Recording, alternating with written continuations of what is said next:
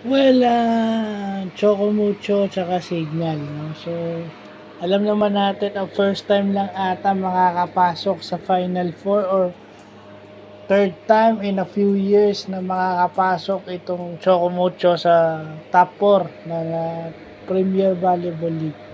Well, ano, 'no, kinayod ng Signal. Iba talaga kapag, naglalaro itong si Cici Rondina.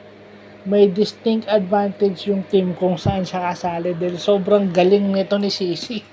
Ah, sobrang galing nito ni Cici Rondina. So may distinct advantage pero ang ginawa ng Signal, kinayod lang. Yung setter nila na si Kayuna gumagawa, na-activate itong si Ces Molina nung dulo. And then si Jovelyn Gonzaga is napaka-consistent. Itong si Bunny Gandler,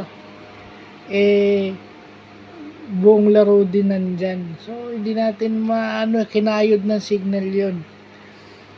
Imposible, parang napakahirap manalo ng tatlong sunod-sunod na set.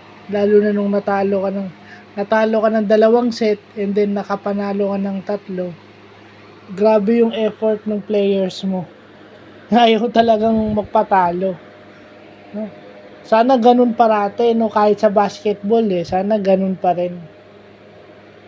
Kasi minsan, pagka malakas yung team, bibitaw ka na lang. So, yun sana yung nakuha nating lesson sa Chocomucho tsaka Signal, na yung Signal hindi bumitaw. So, yun lang po.